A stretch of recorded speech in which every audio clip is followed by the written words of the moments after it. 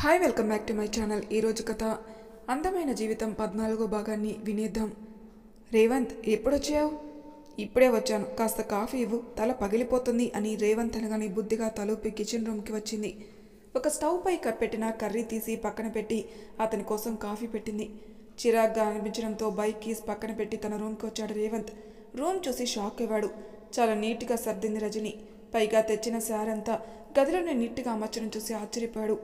Washing machine పక్కనే ఉన్న fridge కూడా సెట్ చేయడం చూసి ఏమో అనుకున్నాను కానీ రూమ్ అంతా బాగానే సర్దిందే అనుకుని రజని రజని అంటూ పిలిచాడు. వస్తున్నాను రేవంత్ అని రూమ్కి వచ్చి పెట్టాను రేవంత్, ఒక 10 మినిట్స్లో కాఫీ అయిపోతుంది, ఈలోపు స్నానం చేసేయి అంది. చేస్తాను రజని, కాస్త నా బట్టలేవు, ఏవి ఎక్కడ పెట్టావో కూడా తెలియటం లేదు, రూమ్ అంతా మార్చేశావు అంటూ షర్ట్ విప్పి పక్కన పడేశాడు. ఏయ్, షర్ట్ ఎలా పడితే అలా పడేయకు, మార్నింగ్ కష్టపడి రూమ్ అంతా సర్దాను, మాసిన బట్టలు మిషన్లో వేయి, వాష్ చేసేటప్పుడు చూస్తాను. ఆమె మాటలకి షాక్ అయ్యాడు. షర్ట్ చైర్లోనే కదా వేశాను, ఎందుకంత కోపం అంటూ ఆమె దగ్గరికి వచ్చాడు. మరి శుభ్రం చేసేందుకు కోపం రాదా? బట్టలు బీరువాలో పెట్టాను చూడు, నీకు నచ్చినవి వేసుకో, స్నానం చేసి రెడీ అవి నువ్వు బయటికి వచ్చే కాఫీ ఇస్తాను. ఇంకా నాకు పని అవ్వలేదు నీ బట్టలు తీయడానికి, సరేనా? సరే వెళ్ళు అని బీరువా ఓపెన్ చేశాడు. ఆమె బట్టలన్నీ ఒకవైపు, తన బట్టలన్నీ ఒకవైపు సర్దింది. కానీ టవల్స్ కనిపించలేదు. రజని, టవల్స్ ఎక్కడ పెట్టావు అన్నాడు. కింద పెట్టాను చూడు రేవంత్ అని అరిచి కర్రీ అవడంతో స్టవ్ ఆఫ్ చేసింది. బయట వరండాలో కూర్చొని వసంతి పెట్టిన డ్రై ఫ్రూట్స్ తింటున్న రంగమ్మ అన్నీ గమనిస్తూనే ఉంది. కాస్త తీసివ్వు రజని, నాకేమీ కనిపించడం లేదు అని రేవంత్ అనగాని విసుగ్గా లోపలికొచ్చి టవల్స్ కింద పెట్టాను కదా, కనిపించకపోవడం ఏంటి అని టవల్ తీసి రేవంత్ చేతిలో పెట్టి కాఫీ తాగేసి వెళ్ళు, ఇంకా స్నానానికి అయిపోయింది అని చెప్పి గ్లాస్లో కాఫీ పోసి రేవంత్కిచ్చి కర్రీస్ అవడంతో స్టవ్ ఆఫ్ చేసి హాల్లోకి వచ్చింది. నువ్వు ఇంకా కాఫీ తాగుతూనే ఉన్నావు కదా, నేను ఫ్రెష్ అయి వస్తాను, చాలా చిరాగ్గా ఉంది రేవంత్ అంది. వెళ్ళు రజని అని రేవంత్ అనగానే స్నానానికి వెళ్ళింది. రంగమ్మ తింటూ ఒక అంచనాకు వచ్చింది. బయట పొయ్యిలో పుల్లల కోసం కత్తి తీసుకుని చెక్క బద్దలు కొడుతుంది వసంతి. వసంతి, ఏంటత్తమ్మా, ఎన్నని అలా కొడతావు? ఆ చెక్క నేను కొడతాను, నువ్వు మిగిలిన పని ఏమన్నా ఉంటే చూసుకో అంది. పర్వాలేదులే అత్తమ్మా. ఏం పర్వాలేదు, సాగుతూ కొడుతున్నావు, ఆ కడుపు అంతా చూడు ఎంతలా కదులుతుందో అని కాసిరి పుల్లలు కొట్టి అన్నీ చెక్క పెట్టెలో సర్దింది. ఫ్రెష్ అవి తన రూమ్కి వెళ్ళింది రజని. కాఫీ పూర్తవడంతో రేవంత్ బయటకొచ్చి బకెట్ తీసుకొని ట్యాప్ దగ్గర పెట్టాడు. చిన్నా, కాఫీ తాగావా? తాగాను వదినా. నువ్వు సాయంత్రం అయితే చన్నీళ్ళు చెయ్యవు కదా, ఉండు వేన్నీళ్ళు పెడతాను అంది వసంతి. తెంగరదానా, నువ్వు ఆగుతావా అంటూ ముందుకొచ్చింది రంగమ్మ. ఏమైంది అత్తమ్మ అంటూ అయోమయంగా చూసింది. వాడు పనులు చేయడానికి వాడి భార్య ఉంది, తను ఉండగా నువ్వు చేస్తే రజని ఎలా అర్థం చేసుకుంటుందో ఏంటో. కాస్త నువ్వు రేవంత్ పనులు చేయడం తగ్గించు, రజనీ కూడా అలవాటు అవ్వాలి కదా, నువ్వు స్నానం చేయి, ఈలోపు వీడికి రజని వేడి నీళ్ళు పెడుతుందిలే అని రంగమ్మ అనగాని వసు తన అత్తగారి మాటలకి తలూపి స్నానానికి వెళ్ళింది. ఏరా, అక్కడే నిలబడ్డావు, రజనీ ఏది? తను లోపలుందమ్మా, వెళ్ళి వేడి నీళ్ళు పెట్టమను, ఈలోపు వదిన చేస్తోంది. సరేమ్మా అని గదికొచ్చాడు. డ్రెస్సింగ్ టేబుల్ ముందు నిలబడి హెయిర్ దువ్వుకుంటూ మిర్రర్లో రేవంత్ని చూసి, ఓయ్, ఇంకా స్నానం చేయలేదా? నవ్వుతూ వెనక్కి తిరిగింది. నువ్వు నాకు వేడి నీళ్ళు పెట్టలేదు, బెడ్ మీద కూర్చుంటూ అన్నాడు. వేడి నీళ్ళు పెట్టకపోతే చన్నీళ్ళు చేయొచ్చు కదా స్నానం. హెయిర్కి బ్యాండ్ పెట్టి రేవంత్ దగ్గరకు వచ్చింది. నాకు వేడి నీళ్ళు పెట్టి రజని, ప్లీజ్, చిరాగ్గా ఉంది అని బెడ్ మీద వాలాడు. నేను స్నానం చేయకముందు చెప్పాలి కదా, ఇప్పటి వరకు ఏం చేశావు? మాట్లాడలేదు రేవంత్. స్కూల్ వర్క్తో బిళ్ళల్లో గోళ్లతో అతనికి తలంతా బరువుగా ఉంది. సరే పెడతాను, నువ్వే పట్టుకొని వెళ్ళు, ఆ వేన్నీళ్ళు వాష్రూమ్ వరకు నేను తేలేను అని చెప్పి కిచెన్ రూమ్కి వచ్చింది. ఆ మాటలన్నీ రంగమ్మ చెవున పడ్డాయి. కిచెన్ రూమ్లో ఏం చేస్తున్నావు రజని? రేవంత్కి స్టవ్ మీద వేడినీళ్ళు పెడదామని అత్తమ్మ. వేడినీళ్ళు స్టవ్ మీద కాదు, పొయ్యి మీద పెట్టు, గ్యాస్ మీద కూరలు, టీ, పాలు అవే పెట్టాలి, పొయ్యిలో మంట ఉంది కదా, 2 పుల్లలు పెట్టి ఒక పిడక పెట్టు, సరిపోతుంది అని సోఫాలో కూర్చుంది. మండింది రజనీకి. స్నానం చేసి పనులు చేయాలంటే ఆమెకి నచ్చదు. ఏంటి రజని అలా చూస్తున్నావు? ఇప్పుడే కదత్తమ్మ స్నానం చేశాను, మళ్ళీ పొయ్యి దగ్గరికి వెళ్ళి ఏమని వెళ్ళను, ఆ పొగ అంటూ రజని మాట్లాడేలోపే, నువ్వు ఇలా నాంచుతూ ఉంటే అక్కడ పొయ్యి ఆరిపోద్ది, తొందరగా పెట్టు అని టీవీ ఆన్ చేసింది. కోపం వచ్చినా ఏమీ చేయలేక బయటకు వచ్చి విసుక్కుంటూనే వేడినీళ్ళు పెట్టింది. ఈలోపు స్నానం చేసి తన గదికొచ్చి జడ వేసుకుని ముఖానికి బొట్టు పెట్టుకుని ఒంటి నిండా చున్నీ వేసుకుని బయటకు వచ్చింది వసంతి. టైం చూసింది 6 అయింది. వసంత్ రావడానికి ఇంకా 2 గంటలు పడుతుందని మిషన్ దగ్గరికి వెళ్ళింది. ఏంటో ఈ కొంపలో ఇంకా పొయ్యే వాడుతున్నారు, ఏ కాలం మనుషులో ఏంటో అనుకుని పొయ్యి వెలగడంతో ఊపిరి పీల్చుకుని లోపలికొచ్చింది. వసంతి మిషన్ కుట్టడం చూసి ఈ పల్లెటూరు చెల్లికి మిషన్ కుట్టడం వచ్చా అనుకుని తన గదికి వెళ్ళి రేవంత్ని లేపి స్నానం చేయమని చెప్పి ఫోన్ తీసుకుని బెడ్ మీదకి చేరింది. ఫ్రెష్ అవి లోపలికొచ్చాడు రేవంత్. బెడ్ మీద 2 కాళ్ళు చాపుకొని ఫోన్ చూసుకుంటుంది రజని. రజని, నా షర్ట్ ఇవ్వు అంటూ తలుపు క్లోజ్ చేశాడు. ఉఫ్, అన్నీ సోఫాలో పెట్టాను కదా, అవే కూడా తీసుకోవడానికి బద్దమా నీకు అంటూ కోపంగా పైకి లేచి సోఫాలో ఉన్న షర్ట్ అండ్ టీషర్ట్ తీసి రేవంత్ చేతిలో పెట్టి, వేసుకోవడం వచ్చా లేదంటే నేనే వేయాలా అంది. చాలా ఎక్కువ చేస్తున్నావే ఏంటే, వచ్చిన దగ్గర నుంచి చూస్తున్నాను, విసుక్కుంటున్నావు, కసుక్కుంటున్నావు, చిరుబురులాడుతున్నావు, నేనంటే అసలు లెక్కలేదా నీకు అంటూ రజనీని దగ్గరకు తీసుకుని ఆమె పెదవుల్ని అందుకున్నాడు. అతని వంటి నుంచి వస్తున్న సబ్బు పరిమళం ముక్కు పుటాలకి తాకగానే ఆమె తన్మయత్వంతో అతని ముద్దుకి సహకరించింది. వదులు, చంపేస్తాను, పొద్దుటి నుంచి నేను ఎంత మిస్ అయ్యానో నీకేం తెలిసే రాక్షసి అంటూ ఆమెను బెడ్ మీదకి చేర్చాడు. అప్పటి వరకు ఆమె ముఖంలో ఉన్న కోపం, చిరాకు పోయి కోరిక కనిపించింది. విండో తలుపు వేసి ఆమె పక్కకి చేరాడు. అంతలా మిస్ అయ్యారా నన్ను అంది. మరి కాదేంటి అంటూ ఆమెను అల్లుకుపోయాడు. భర్త ప్రేమకి పరవశించిపోతూ తన ప్రేమను కూడా పంచుతూ ఒకరినొకరు చుట్టూ ఉన్న ప్రపంచాన్ని మర్చిపోయారు. రేవంత్, రేవంత్ అంటూ బయట నుండి అరిచింది రంగమ్మ. ఏయ్ వదిలే, అమ్మ పిలుస్తుంది అంటూ ఆమె పెదవుల్ని వదిలాడు. అత్తమ్మ అలానే పిలుస్తుంది, ఇలా సగంలో వదిలేసి వెళ్ళకు రేవంత్ ప్లీజ్ అంది. అది కాదే, నిన్ను అంటూ అతన్ని తన మీదకి లాక్కుంది. ఒరే, లోపల ఏం చేస్తున్నావరా, బండి రోడ్డు మీద పెట్టావు, లోపల తెచ్చిపెట్టు అని అరిచింది. కానీ వదలలేదు రజని. రేవంత్ ఇంకా ఆమెను అల్లుకుపోయాడు. మిషన్ కుడుతున్న వసంతి టైం చూసింది. 7:15 అవటం చూసి మిషన్ కుట్టడం ఆపి బయటకొచ్చి పొయ్యి వెలిగించింది. వసు, ఏంటత్తమ్మా ఈ టైంలో పొయ్యి ఎందుకు వెలిగిస్తున్నావే? ఆయన వచ్చే టైం అయిందత్తమ్మా, రాగానే స్నానానికి నీళ్ళు పెట్టకపోతే మీకు తెలుసుగా ఆయనకి కోపం వస్తుందని. వాడు చిన్న హీటర్ కొన్నాడు కదా, అది వాటర్లో పెడితే నీళ్ళు వేడెక్కేద్దే కదా, అది పెళ్లి సందర్లో ఎక్కడ పెట్టానో గుర్తుకు రావడం లేదు, వెతకాలి అనగాని ఇంతలో వసంత్ వచ్చాడు. అమ్మా, తమ్ముడు కొత్త బండి ఏంటి బయట పెట్టాడు? ఊరందరూ చూడాలి కాదు, మామగారు నాకు కొత్త బండి పెట్టారని అందుకే రోడ్డు మీద పెట్టాడు. ఏంటమ్మా నీ అటకారం? వెటకారం ఏంట్రా, అరగంట నుంచి గొంతు చించుకొని అరుస్తున్నాను, వాడు అసలు లోపల నుండి ఊ అంటలేదు ఆ అంటలేదు, ఏం చేస్తున్నాడో మరి తెక్క సన్నాసి అని అక్కడే ఉన్న వాలు కుర్చీలో కూర్చుంది. నవ్వుకుంది వసంతి. తన భార్య ముసిముసి నవ్వులు చూసి వసంత్ కూడా నవ్వుకొని, వసు ఏంటండి, వాడి బండి తాళం ఎక్కడ పెట్టాడో చూడు, లేదంటే పిల్లలు బండెక్కి సీట్ కవర్ అన్నీ పాడు చేసేస్తారు. సరే అండి అని లోపలికొచ్చి హాల్లో సోఫాలో పెట్టిన బండి తాళం తీసి వసంత్కి ఇచ్చింది. బైక్ లోపల పెట్టి స్నానం చేసి గదికొచ్చాడు. ఏంటండి ఈరోజు మీ ముఖం బాగా నీరసంగా ఉంది, వసంత్కి బట్టలు ఇస్తూ అడిగింది. హో, షాప్లో గొడవ బాబు, ఏం చేయను. గొడవ ఎందుకు జరిగిందండి? ఓనర్కి వాళ్ళ కొడుక్కి గొడవ, డబ్బుల కోసం, ఇద్దరి మధ్యన నేను నలిగాను. ఏంటో ఓనర్ కొడుకు కనీసం తండ్రికి సహాయం చేయలేకపోయాడు. ఆయన సంపాదిస్తున్న అన్నా కాస్త జాగ్రత్త చేసి దగ్గరుండి చూసుకోవాలి కదా, అలాంటిది ఏమీ లేదు. తాగేసి వచ్చి ఆ పెద్ద ఆయన మీద పడుతూ ఉంటాడు.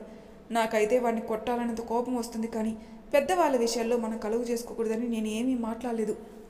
వాళ్ళ విషయాల్లో మీరేం మాట్లాడతారండి, రండి భోజనం చెడ్డిస్తాను.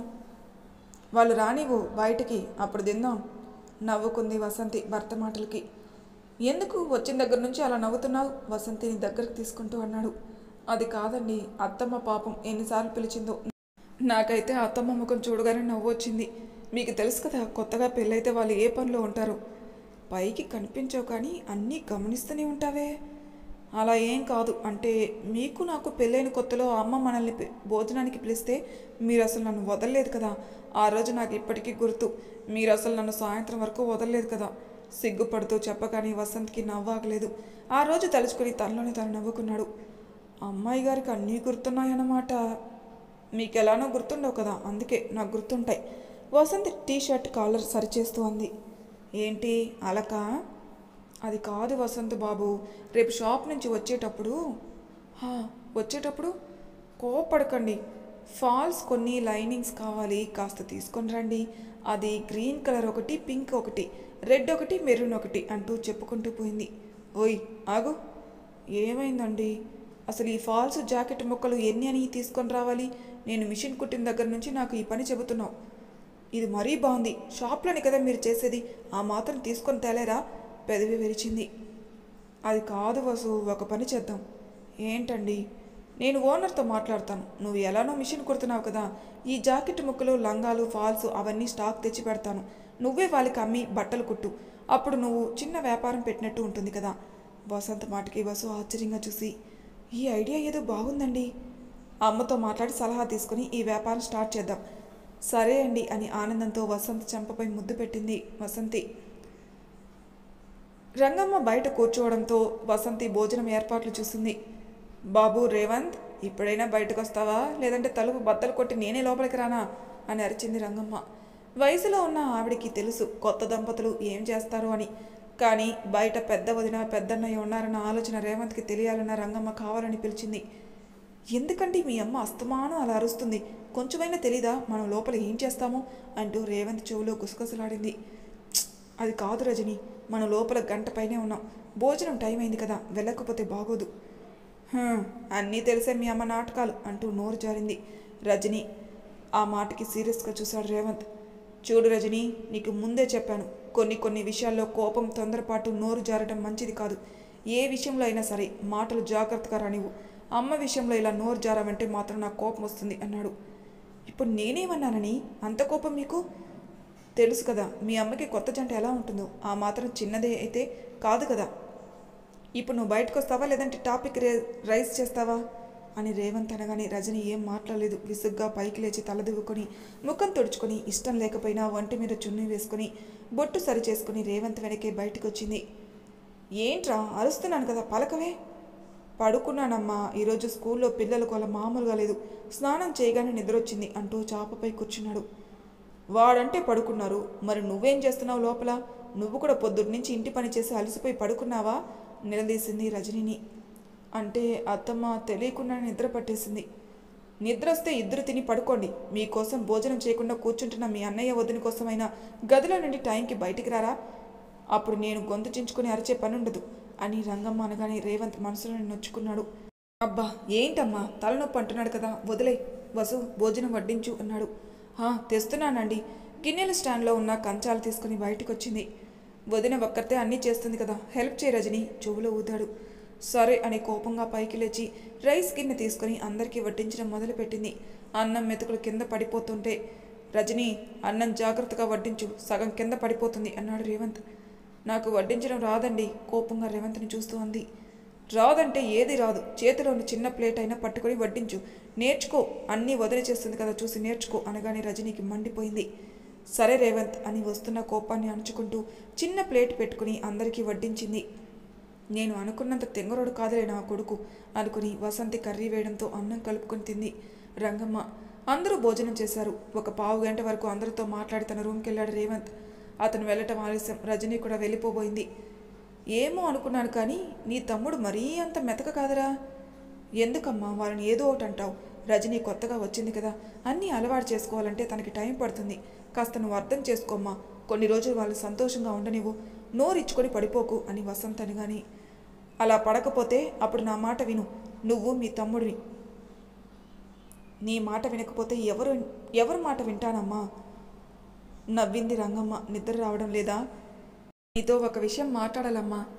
ఏంటి నాన్నది? అది ఇంట్లోనే చిన్న బట్టల షాప్ పెడితే ఎలా ఉంటుందమ్మా? బట్టల షాపా?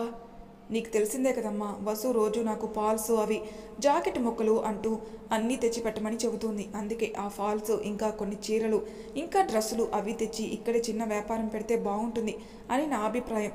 ఇటు వసు బట్టలు కుడుతూ అమ్ముతుంది. ఏమంటావు? నీ ఆలోచన బాగుందిరా పెద్దోడా, కానీ మీ ఓనర్ ఏమంటాడో అని ఆలోచిస్తున్నాను. నేనేంటి అన్నది ఆయనకి తెలుసుమా. నేను ఏమి బట్టలు కొట్టు పెట్టడం లేదు కదా, ఏదో చిన్న వ్యాపారం, అది కూడా ఇంట్లోనే. ఒక్కసారి ఆలోచించమ్మా. ఆలోచించింది ఏముందిరా, ఓనర్తో రేపు మాట్లాడు, విషయం ఇదే అని చెప్పు. ఆయన సంతోషంగా ఒప్పుకుంటేనే ఈ పని మొదలుపెట్టు. ఎందుకంటే ఆయన మంచివారని నువ్వే చెప్పావు కదా. ఆయన మనసు బాధ పెట్టకు నాన్న. ఎక్కడ మనం పని చేసిన షబాస్ అనిపించుకోవాలి, కానీ చీ అనిపించుకోకూడదు. అర్థమైందా? నువ్వు చెప్పింది నాకు అర్థమైందమ్మా. రేపు ఓనర్తో నువ్వు కూడా మాట్లాడు రా అమ్మా అన్నాడు. సరే నాన్న అని వంటగది వైపు చూసింది. వసంతి స్టవ్ అంతా తుడుస్తూ శుభ్రం చేస్తుంది. ఒరే పెద్దోడా. ఏంటమ్మా? నీ పెళ్ళం కాసేపు కూడా కూర్చోదారా? కూర్చుంటే ఎలా అమ్మా? అంటే పడుకుంటుంది కానీ రేపు ఆ పని చేయాలి, ముగ్గు వేయాలి, బట్టలన్నీ మడత పెట్టాలి అని ఆలోచించి పడుకుంటుంది. దాని శుభ్రంతో ఒక్కోసారి కోపం కూడా వస్తుంది. ఖాళీ ఉంటే నిన్ను నన్ను కూడా ఫినాయిల్తో కడిగి మరీ కూర్చోబెడుతుంది. అంతటి శుభ్రం నీ కోడలికి అని వసంత్ అడగాని రంగమ్మకి నవ్వాగలేదు. అదైతే నిజమారే పద్దోడా. వాళ్ళ మాటలు వింటూ పనిచేస్తున్న వసు తనలోని తను నవ్వుకొని, ఈరోజేంటి ఇద్దరు నా మీద జోకులు వేసుకుంటున్నారు? చేయి తుడుచుకుంటూ రంగమ్మ పక్కన కూర్చుని, మీరు మీ అబ్బాయి ఒక్కటే అత్తమ్మ, మరి లేకపోతే ఏంటి వసు? కాసేపు కూడా కూర్చోవు అసలు. అలుపు అనేదే రాదా నీకు? నాకు రాదత్తమ్మ అని వసు చిన్నపిల్లల అనగానే వసంత్ రంగమ్మ నవ్వుకొని చాలాసేపు కబుర్లు చెప్పుకున్నారు. ఇప్పటికే లేట్ అయింది, ఇంకా ఇద్దరు వెళ్ళి పడుకోండి అని రంగమ్మ అనగానే వసంత్ ఇద్దరు రూమ్కి వచ్చారు. వసు, కాస్త కాలు పట్టవా, నొప్పిగా ఉన్నాయి. హా సరే అండి అని బయటకు వచ్చి గోరువెచ్చని నూనెలో వెల్లుల్లి రెబ్బలు వేసి ఆ బౌల్ ప్లేట్లో పెట్టి బయటకొచ్చింది. ఏంటి వసంతి అది? అత్తమ్మ, కాలు నొప్పిగా ఉన్నాయి అంటున్నారు, నూనె రాద్దామని వేడి చేసి తీసుకెళ్తున్నాను. షాప్లో అకౌంట్స్ ఒక్కటే అంటాడు కానీ పని కుర్రవాళ్ళు లేకపోతే పనంతా వీడే దగ్గరుండి చూసుకోవాలి. ఏంటో వీడు. బాగా నొప్పిగా ఉంటే చెప్పు వసంతి, డాక్టర్ ఉన్నాడు కదా, వెళ్ళి పిలుస్తాను అంది రంగమ్మ. లేదత్తమ్మ, ఈరోజు స్టాక్ వచ్చింది కదా, పైగా అక్కడేదో గొడవ జరిగిందంట, దెబ్బకి నీరసం అంటున్నారు. సరే వెళ్ళు అని రంగమ్మ తన గదికొచ్చి మంచంపై పడుకుంది. దేవుడా, ఇప్పటి వరకు నా పెద్ద కొడుకు చిన్న కొడుకు ఇద్దరూ కలిసే ఉన్నారు. ఇకపై ఇంట్లో వాతావరణం ఎప్పట్లానే ఉండేటట్టు నీ దయ ఉంచు. నా చిన్న కొడుకు కూడా కాస్త తెలివి నీవు. పెద్దోడు అన్ని బాధ్యతలు తీసుకున్నట్టే చిన్నోడు కూడా అన్ని బాధ్యతలు తీసుకునేలా చెయ్యి అనుకుని తనలోని తాను ఆలోచిస్తూ పడుకుంది. ఏమండి అంటూ లోపలికొచ్చింది వసంతి. అప్పటికే మంచానికి అనుకుని కునిపాట్లు పాడుతున్నాడు వసంత్. ఏమండి, అప్పుడే పడుకుంటున్నారా? ఆగండి అంటూ బెడ్ దగ్గరికి వచ్చింది. ప్లీజ్ వసు, డిస్టర్బ్ చేయకు, చాలా నీరసంగా ఉంది అంటూ నిద్రలోకి జారుకున్నాడు. ఏంటో ఈయన అనుకుని వసంత్ 2 కాళ్ళని తన ఒడిలో పెట్టుకుని మసాజ్ చేసి అతను నుదుటిన జెండు బామ్ రాసి సరిగా పడుకోబెట్టి నడుంకి కూడా ఆయిల్ రాసి మసాజ్ చేసింది. మెలకువలేదు వసంత్కి. హ్యాండ్ వాష్ చేసుకుని తను పడుకుంది. కోపంతో కసుబుసులాడుతుంది రజని. బెడ్ మీద పడుకున్న రేవంత్కి చిరాకొస్తుంది. ఏమైంది రజని, ఎందుకలా సనుక్కుంటున్నావు? విసుగ్గా పైకి లేస్తున్నాడు. రేవంత్, అసలు నువ్వు నా కోసం ఏమీ అనుకుంటున్నావు? కోపంగా అడిగింది. నీ గురించి నేనేమనుకుంటాను? మరి ఎందుకు నన్ను ఈరోజు అందరి ముందు చులకన చేసి మాట్లాడావు? నేను నిన్ను చులకన చేసి మాట్లాడడం ఏంటి రజని? అర్థం కాక అడిగాడు. నువ్వు తెలిసి ఇలా మాట్లాడుతున్నావో లేదంటే తెలియకుండా మాట్లాడుతున్నావో నాకు అర్థమైతే కాలేదు. మీ వాళ్ళందరి ముందు నాకు ఏదో పని రాదు అన్నట్టు మీ వదిని చూసి నేర్చుకుంటూ సలహాలు ఇవ్వడం నాకేం నచ్చలేదు.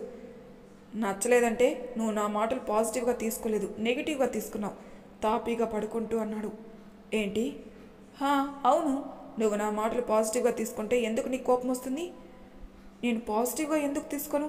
నువ్వే చెప్పే విధానం, అది కూడా అందరి ముందు నువ్వు అలా చెప్పడం నాకు నచ్చలేదు. ఏదైనా ఉంటే గదిలో చెప్పు, అంతేకాని మా వదిని చూసి నేర్చుకొని మాత్రం చెప్పకు. నేను తప్పుగా ఏమన్నానని? మా వదిన పనులు బాగా చేస్తుంది. నీకు పని చేత కాదు కదా, కనీసం వడ్డించడం కూడా రాలేదు. అందుకే అక్కడ సలహా ఇచ్చావు కానీ ఎందుకో వాళ్ళ ముందు నువ్వు నాకు చెప్పడం నచ్చలేదు. మీ వదినంటే పల్లెటూరులో పెరిగింది. చిన్నప్పటి నుండి వంట వార్పు అన్నిట్లో తనని పెట్టారు కాబట్టి తనకి ఇంటి పని సులువు. కానీ మా అమ్మ నాన్న అలా చిన్నప్పటి నుంచి వంట వార్పులో పెట్టలేదు. చదివించారు, జాబ్ వచ్చేలా చేశారు. నెలకి నా జీతం ఏమీ తక్కువ కాదు, 20,000. చెప్పాలంటే నేను ఇక్కడ పని చేయాల్సిన అవసరమే లేదు. పనమ్మాయిని పెట్టుకోవచ్చు, అది నా పొజిషన్ అని రజని అనగానే రేవంత్ పైకి లేచి రజని దగ్గర కూర్చుని, చూడు రజని, నీ పుట్టింట్లో నువ్వు గొప్పగా బ్రతికొండొచ్చు. మా వదిన ఎలా పెరిగినా ఇక్కడికి వచ్చాక తను చాలా మంచి పేరు తెచ్చుకుంది. నీ చదువు నీకు అన్నీ తెచ్చిపెడుతుంది కాదన్ను కానీ మంచి పేరు అనేది మన ప్రవర్తన చేసే మన పనులు బట్టే ఉంటుంది. నువ్వు చెడ్డదానివని నేను అనటం లేదు రజని, కానీ నువ్వు అందరి ముందు షబాష్ అనేలా పనులు చేయాలి. అప్పుడే కదా నిన్ను ఎవరు వేలెత్తి చూపరు. ఒకరిని చూసి పని నేర్చుకోవడంలో తప్పులేదు రజని, చెడు మాత్రం నేర్చుకోకూడదు. మౌనంగా ఉంది, మాట్లాడేది రజని. బ్యాంక్లో నువ్వు వర్క్ చేసినప్పుడు ఎవరూ చేయరు కదా, అక్కడ అంతలా వర్క్ విషయంలో నీకు మైండ్ ఉంది. మరి ఇంటి పనిలో ఉండాలి కదా, కాబట్టి ఒకరిని చూసి వర్క్ చేయడం ఇష్టం లేదు అంటున్నావు కదా. మా వదినతో పాటు పనుల్లో సాయం చేస్తూ తన పని గమనించు, అప్పుడు ఒకరు నీకు చెప్పే పని ఉండదు. ఈ మాటలు కూడా నువ్వు వేరుగా అర్థం చేసుకుంటే నేనేం చేయలేను. చాలా నిద్ర వస్తుంది, గుడ్ నైట్, మార్నింగ్ స్కూల్కి వెళ్ళాలి అని రేవంత్ పడుకోగానే రజని ఏం మాట్లాడలేదు. రేవంత్ మాటలకి ఆలోచిస్తూ పడుకుంది. తెల్లవారింది. ఎప్పట్లానే నిద్ర లేచి పనులు చేయటం మొదలుపెట్టింది వసంతి. నైట్ రేవంత్ మాటలు గుర్తు చేసుకుని రజని 6 గంటలకు నిద్ర లేచి బయటకు వచ్చింది. వసంతి కిచెన్ రూమ్లో గిన్నెలు కరగడం చూసి, వసు, ఏంటి రజని, కాఫీ ఇవ్వనా అంది నవ్వుతూ. లేదు. గుమ్మాలు తుడిచేశావా? ఇంకా లేదు. గిన్నెలు అవ్వగానే తుడుస్తాను. నేను తుడుస్తాను. చీపురు ఎక్కడ పెట్టావు? బయట పెట్టాను రజని అని మనసులోని ఆశ్చర్యపోయింది. రజని చీపురు తీసుకొని గుమ్మాలన్నీ తోసుకుంటూ వాకిలి తుడిచి తుక్కు బకెట్లో వేసి చేతులు కడుక్కొని లోపలికొచ్చింది. వసంతి గిన్నెలన్నీ కడిగి కాఫీ పెట్టింది. మరో స్టవ్పై రైస్ పెట్టి కాయగూరలు తీసింది. వసు, ఏంటి రజని? వంట నేను చేస్తాను అంది. అంటే 8 కల్లా అయిపోవాలి రజని. రేవంత్కి బాక్స్ పెట్టాలి కదా.